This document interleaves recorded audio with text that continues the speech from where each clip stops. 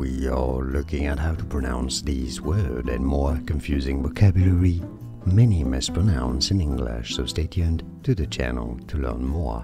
There are two different pronunciations for this word. In British English it's usually pronounced as blouse, blouse, with a Z sound, a Z or Z sound, blouse in British English, while in American English it's normally said as blouse, blouse, so the same ow sound but with an S sound at the end in American English, blouse or blouse. And now you know. Did you get this? Let me know in the comments. Like this video if you found it useful. I appreciate your support, it helps me immensely. More videos for you here to learn more correct and free pronunciations. Thanks for watching.